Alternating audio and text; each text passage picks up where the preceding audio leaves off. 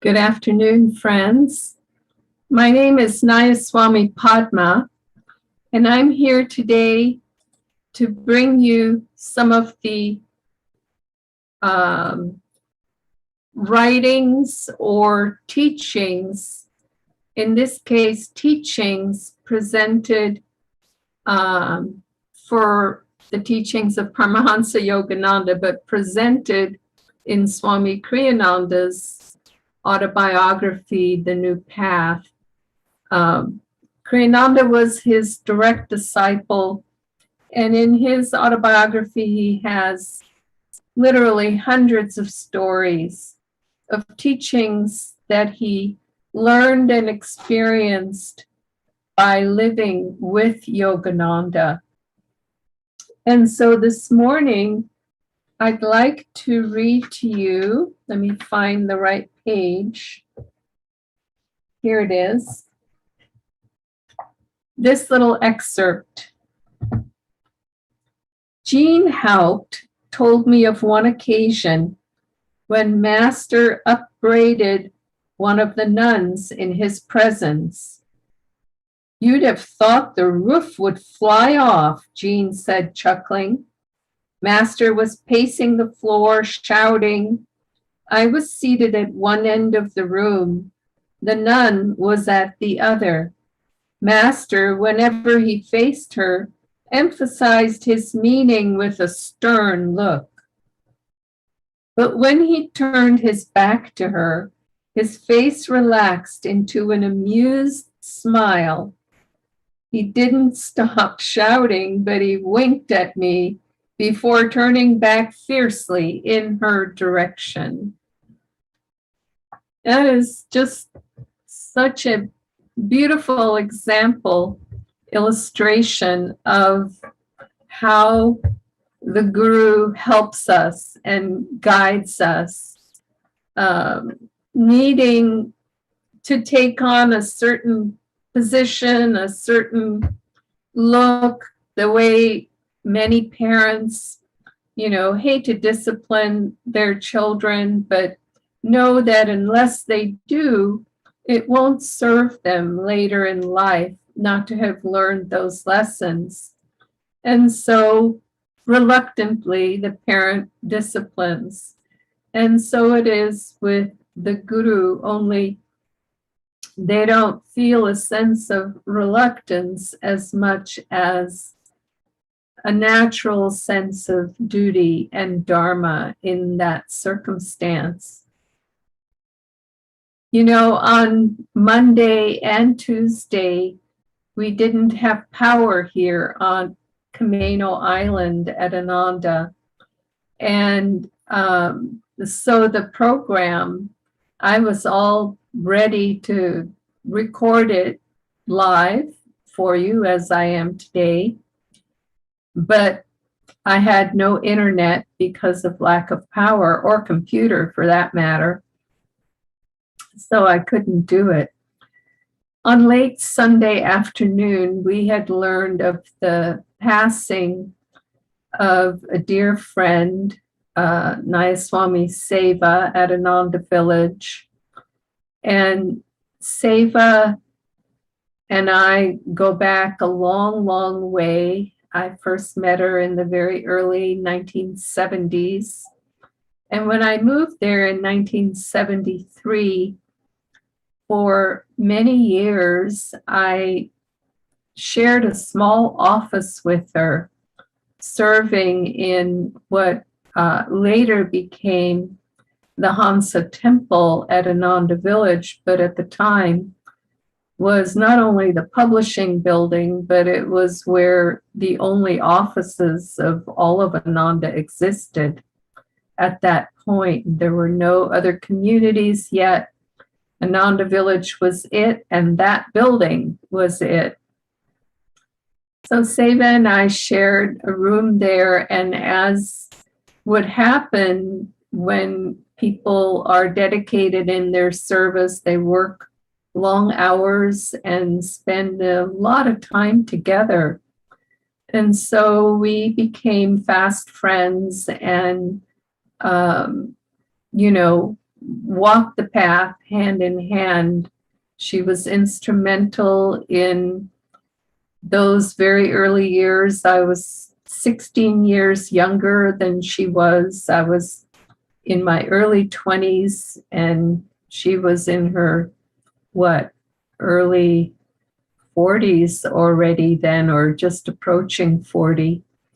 So anyway, what I'm trying to say is she was working closely with Swami Kriyananda and was instrumental for me in offering me various opportunities to be able to get to know him and interact with him as well back in those early years. And on one occasion, and I'm going back to the reading that I just did out of the New Path of the disciplining that took place for that disciple, on one occasion, Swami Kriyananda came to the publishing building, and he came into our little office, as he often did, mostly to talk to Seva about something or another. And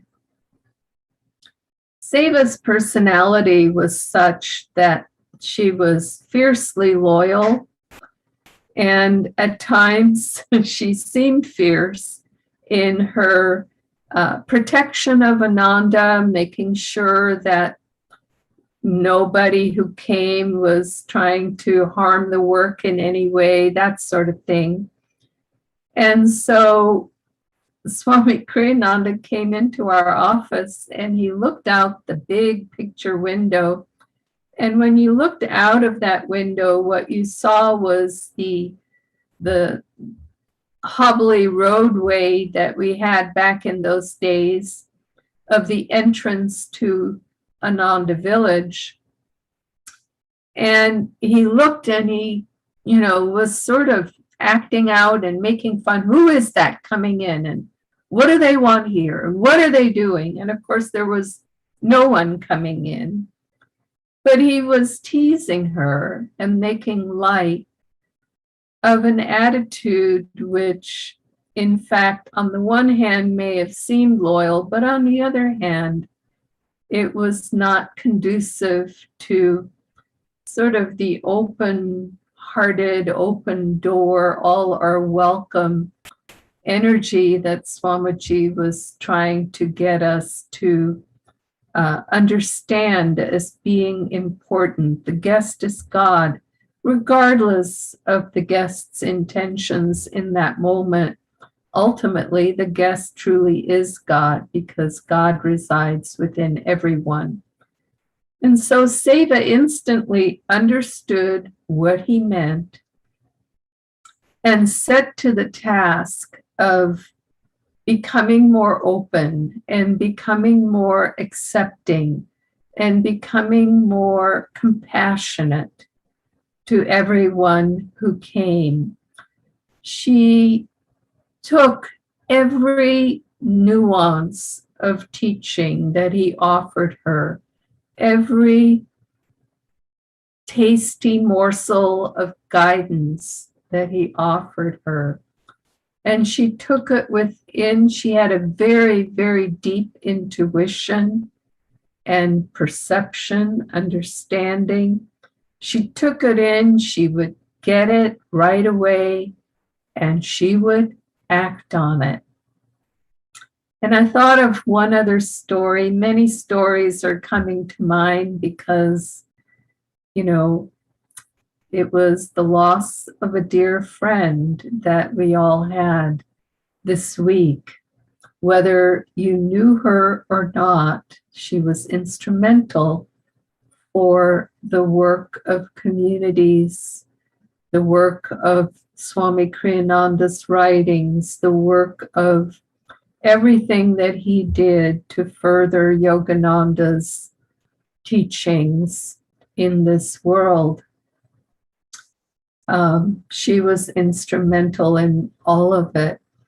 And I remember there was a time when Ananda we were applying for permission from the county with a master plan to be able to continue building and our growth. And it was way back in the 70s, and there was a lot of resistance from neighbors at that time. As you know, I don't have enough time to go into all the details of that, but let's just say that there was. And at one point, neighbors were really getting up in arms, literally almost.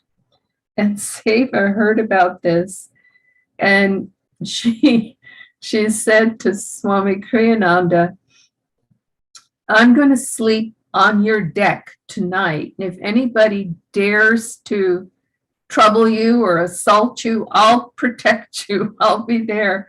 And so Swami got a kick out of that for years, telling us that story, because Seva was this, skinny little woman, but she was fierce and she was incredibly loyal. And she stood by him. She hung on not just with her fingernails to the end, but she worked through the deepest knots of karma. She untangled them in this lifetime to be able to blossom and fly spiritually in the end. God bless you, dear sister, and God bless all of us in our efforts to persevere to the end in joy. Bye-bye now. See you tomorrow.